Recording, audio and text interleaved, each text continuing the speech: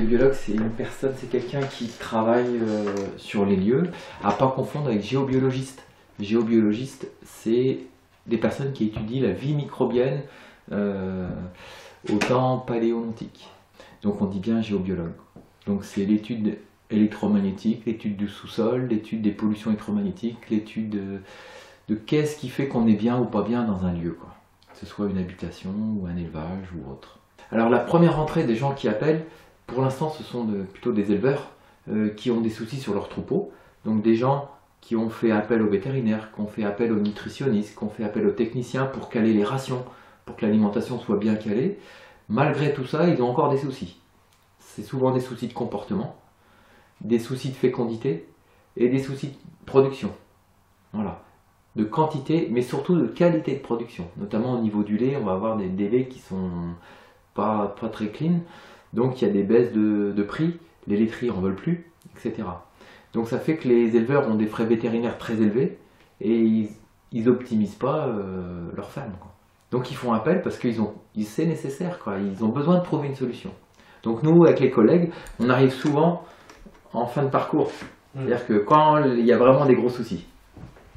Ça, c'était il y a quelques années. Je dirais maintenant, comme dans l'élevage, la géobiologie est plus reconnue, on intervient beaucoup plus en amont maintenant. De plus en plus sur la construction des bâtiments, sur l'implantation des bâtiments, sur comment faire des prises de terre, comment passer les réseaux électriques, les réseaux en hyperfréquence pour les caméras d'élevage par exemple.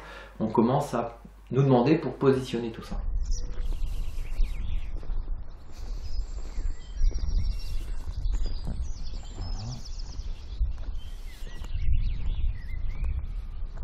Voilà, et là on sort de la zone de perturbation qui est ici et qui va passer à l'intérieur du bâtiment où il y a les vaches laitières qui sont pas complètement sereines. Donc le projet sur cette ferme, c'est qu'on aille déplacer la prise de terre électrique, au lieu qu'elle soit sur cette zone de perturbation, on va la décaler plus bas dans une zone neutre, une zone où il n'y a pas de passage d'eau, où il n'y a pas de réseau magnétique.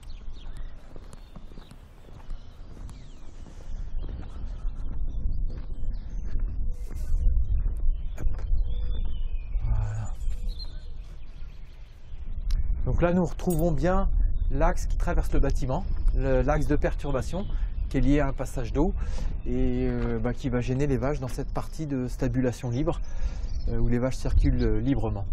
Voilà. Donc maintenant, il faut aller voir quels sont les courants de fuite possibles de la ferme qui s'évacuent dans cette zone et qui la stimulent. Donc maintenant, il faut faire l'étape un petit peu autre, c'est d'aller vérifier où est-ce que partent ces courants. Alors, on va envoyer non pas les courants sur le circuit général de terre, mais sur une terre particulière pour les évaluer. Ces courants de fuite, de toute façon, il y en aura toujours. Le moins possible, si possible, mais il y aura toujours des micro-courants. Ce qu'on s'aperçoit, c'est que quand on débranche la terre générale électrique, on s'aperçoit qu'on a toujours la même valeur. Ça veut dire que les courants ne s'évacuent pas par la prise de terre général, mais par un autre facteur qui peut être la salle de traite ou le racleur. Les appareils, les câbles électriques vont dans le temps s'user, se perturber. On peut avoir dans le monde agricole, dans les bâtiments agricoles, des souris, des rats qui vont gratter les câbles, qui vont les manger si on veut. Et voilà, on peut avoir des échauffements des câbles qui rendent le câble pas isolant. Et donc on va avoir des fuites de courant qui vont se faire sur les bétons, sur les pierres, etc. Et un courant, il faut savoir qu'un courant il est feignant, il va toujours aller au plus facile, donc on est dans des zones humides, donc le risque est beaucoup plus important. Alors quand on dit fuite, c'est pas forcément des grosses fuites, sinon ça disjoncterait au tableau, mais ça peut être des micro-fuites, des milliampères. Et à ce moment-là, ces milliampères, sur le plan de la sécurité, ne posent pas de problème, mais peuvent poser un problème sur le plan comportemental, sur le plan stress. Pour les vaches laitières, par exemple, la vache laitière, son corps est beaucoup plus conducteur que nous. Il est 3 fois plus conducteur. Nous, on a un corps qui est à 1500 ohms de résistance. La vache laitière, elle est entre 300 et 500 ohms. Qui plus est, elle vit dans un milieu plus humide que nous, dans nos maisons. Donc, elle va être beaucoup plus sujette à toutes ces perturbations.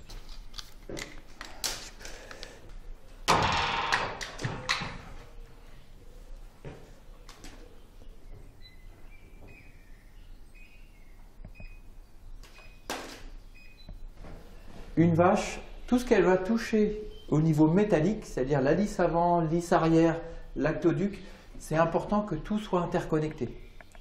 C'est ce qu'on appelle l'équipotentialité. Il faut que ce soit parfait pour deux raisons. En cas de micro-fuite ou de grosse fuite de courant, pour que la vache soit protégée. Le courant et les feignants, il va au plus facile, donc il va passer dans le métal plutôt que dans la vache qui est plus résistante. Donc déjà, c'est un problème de sécurité. Et après, c'est un problème de confort.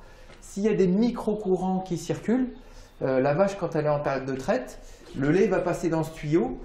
Et il faut savoir que le lait, il est conducteur. Il est conducteur parce qu'il y a du sel dedans, du sodium. Et plus une vache est en pathologie, plus elle subit une pathologie, plus son lait va être conducteur, plus il sera plus salé. Donc ça veut dire que plus la vache va être en difficulté, plus ça sera difficile pour elle de se faire traire. Parce que si on a des micro-courants de fuite, ça va passer par la mamelle, parce que la mamelle c'est une muqueuse, c'est très conducteur. Et à ce moment-là, la vache elle va stresser, elle va retenir son lait. Une vache qui stresse, on sait très bien qu'elle ne produit plus d'ocytocine, donc elle ne va pas larguer l'ocytocine, donc l'hormone qui va lâcher le lait, donc elle retient son lait, et à ce moment-là, le lait est retenu dans la mamelle, il n'est pas donné, ce qui fait quand la vache part dans le pré ou dans le bâtiment, le lait est resté à l'intérieur, et c'est à ce moment-là que les vaches peuvent subir ce qu'on appelle des mammites, des infections mammaires. On l'a encore là, voilà.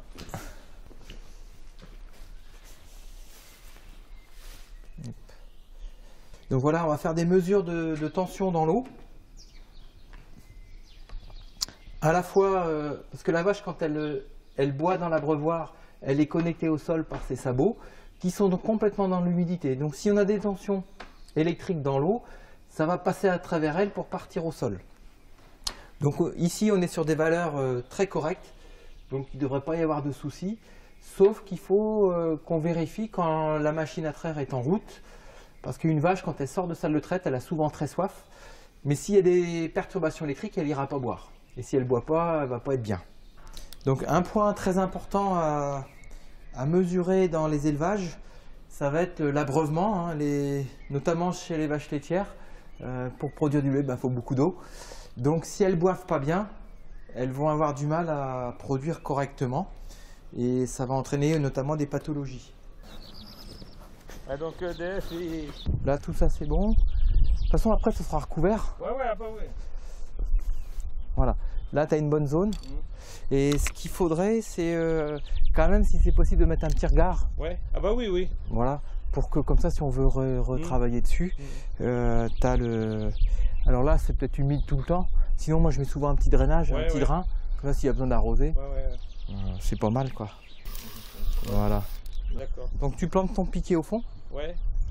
Tu vas faire ta trace, mais je vais te transmettre ce que j'avais noté l'autre jour. Ouais. Tu fais une spirale dans le sens inverse des aiguilles d'une montre. Ouais. Et à ce moment-là, ça va monter, ça va monter, ça va monter. Tu remets de la terre à chaque fois. Ce qui fait qu'on va avoir à peu près 20 mètres de câblette. Ouais, c'est ce qu'on appelle du 25 mm² nu. Donc je t'avais noté ça l'autre fois. Ouais, je vais vérifier. Et tu fais ta spirale. Pourquoi dans le sens inverse des aiguilles d'une montre? C'est que le courant, comme il arrive de là-haut, lui, il va passer dans le sens des aiguilles d'une montre. C'est ce qu'on appelle un champ de torsion droit. Au niveau énergétique, ça va être beaucoup plus positif. Et là, les courants, ils vont courir là-bas jusqu'à la terre de neutre sans gêner les bâtiments. Et les courants, au lieu de s'évacuer dans le bâtiment, ils vont venir ici. Donc je vais faire une mesure de flux magnétique, de courant si on peut dire. Voilà. Donc j'ai pas une perturbation très forte, mais on a quand même 4-5 mA, ce qui n'est pas beaucoup, mais qui peut suffire sur une zone humide de créer une perturbation. On voit bien, il y a la mare à côté, il y a des fossés, tout arrive ici. On est sur une zone de source, donc on va avoir cette eau-là qui va être amplifiée en perturbation. C'est pour ça que l'on va travailler avec des petits dispositifs. C'est ce qu'on appelle un oscillateur qui va modifier non pas le courant qui passe, mais nous on appelle ça le champ informationnel, le champ de torsion qui est dessus, c'est-à-dire la mémoire qui est sur ce courant. Si j'injecte un courant dans une veine ou dans le nerf, je vais avoir mal quoi. Par contre, si j'injecte un micro-courant dans le muscle, je vais avoir une sensation, mais j'aurai moins mal. La planète, c'est exactement pareil. L'acupuncture en Chine, ça fait 3500 ans qu'elle existe, elle est reconnue, elle fonctionne toujours.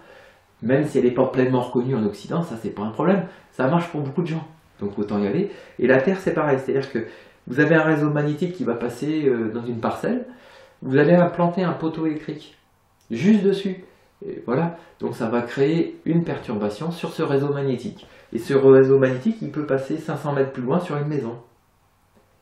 Et ça va stimuler quelque chose sur la maison, en bien, mais souvent pas très bien, quoi. Alors que ce poteau, il aurait été positionné 10 mètres plus loin, il n'y avait pas de souci, quoi. Quand nous, en tant qu'être humain ou animal, on a une pathologie, par exemple on a la grippe, on va renouveler nos cellules. On va avoir donc des cellules mortes qui vont s'évacuer. Nous, on va les évacuer par l'air, la transpiration, par les excréments, par les urines. L'animal, la vache laitière notamment, elle va évacuer ce qu'on appelle les leucocytes, des globules blanches mortes, va les évacuer par le lait, entre autres. Donc plus il y en a, moins le lait il est de qualité, moins on peut le transformer en fromage. Donc c'est-à-dire moins il est payé. Et arrivé à un certain niveau, les laiteries disent stop, on ne vous collecte plus. S'il n'y a plus de fécondité sur le troupeau, il y a des troupeaux où il n'y a plus de fécondité. C'est-à-dire qu'il n'y a plus de renouvellement du troupeau, c'est-à-dire qu'il n'y a plus de veaux, de génisses qui arrivent, quoi. Donc c'est une perte morale, sociale et économique très importante.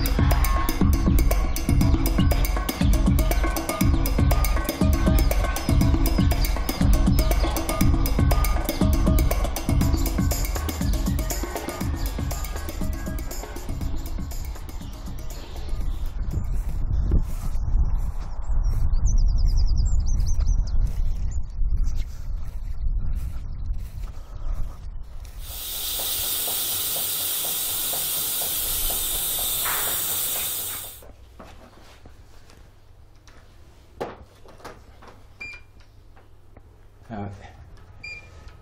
Donc là, elle est à défaut complètement la pompe. Ouais. Alors, ce que l'on va faire, c'est qu'il faut qu'on aille au puits, qu'on débranche la pompe et qu'on regarde si la fuite elle est sur le câble qui va au puits ou si c'est la pompe elle-même. Voilà. Après, on sait si c'est le câble, eh ben, c'est le câble qu'il faut régler. Si c'est la pompe, c'est qu'il y a un défaut sur la pompe. Voilà, le troupeau, ça allait bien à ce moment-là. On avait réglé notre problème. On avait quand même un problème par rapport les crayons qui étaient abîmés. Voilà. Et le général est arrêté là-bas. Non, pas le général, mais le puits. Je l'ai coupé. Hein. Ah oui, d'accord. Enfin, oui, j'ai bien pensé, mais je pense que oui. Oui, et du coup, il ne faut pas savoir s'il y a du courant dedans. Et ben, c'est moi qui t'en envoie avec l'appareil. Il y a une batterie dessus. C'est pas génial, mais c'est mieux, quoi.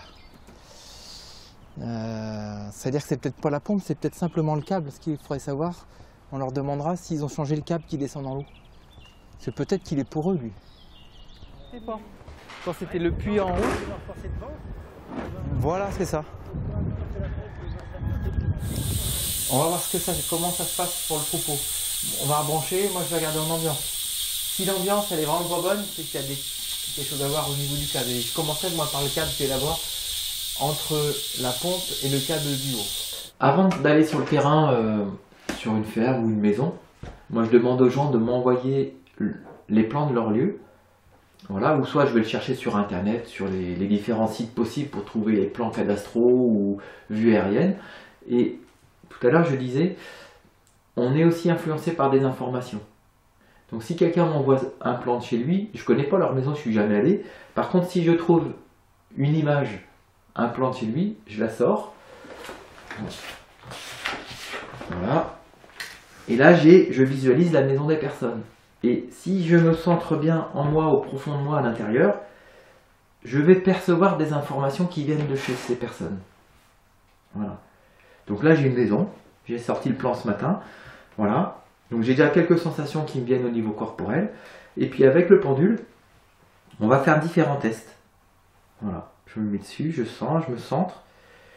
Et je vais mesurer le taux vibratoire de la maison. Voilà, il y a des grilles, là c'est de 0 à 100. Voilà. En gros, là, je suis à 25, c'est-à-dire pour moi, c'est vraiment un lieu difficile. On peut travailler sur les couleurs. Il y a des couleurs qui vont nous aider à comprendre est-ce que ça vient de l'électrique, est-ce que ça vient du sous-sol. Et après, des cadrans qui vont m'aider à savoir est-ce que ça vient d'une source d'eau, est-ce que ça vient d'une faille.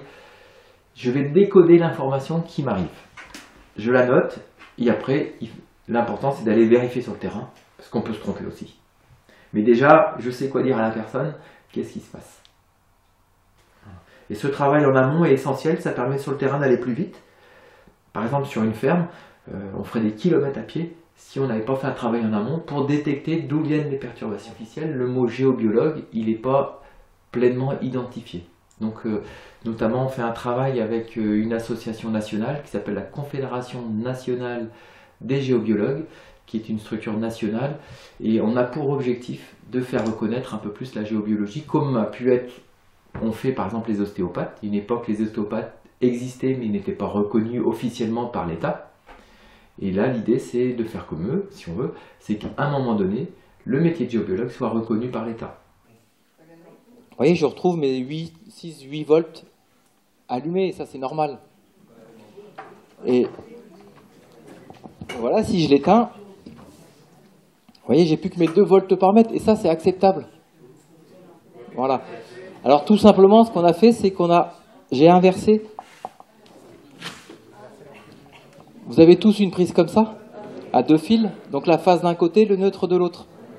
Donc le courant, lui, de la prise, il va sortir par la phase, il va aller jusqu'à l'ampoule, voilà, et ça dépend de l'interrupteur. C'est-à-dire que ces interrupteurs-là, pour des questions économiques toujours, on fait au moins cher, donc on va mettre un interrupteur qui coupe qu'un fil. Aujourd'hui, je crois, et pour moi c'est fondamental pour que la géobiologie évolue, c'est qu'on travaille à plusieurs. On a des compétences différentes, on a des sensibilités différentes, et on doit ouvrir à ce qu'on découvre pour que ça avance et que ça puisse servir à tout le monde, quoi. On n'a pas à rester dans sa petite popote. Pour moi, j'aurais arrêté la géobiologie si j'avais travaillé que tout seul, quoi. Voilà. On a constitué des groupes de collègues et c'est ça qui nous fait bien avancer parce que c'est compliqué. Et je crois qu'il faut rester très humble dans cette recherche parce qu'on n'a pas tout compris et loin de là. Plus j'avance, moins j'ai l'impression de comprendre notre environnement. On dit que la planète elle est vivante et pour moi c'est important, mais on la comprend pas facilement, quoi. Faut avancer, quoi. Faut chercher.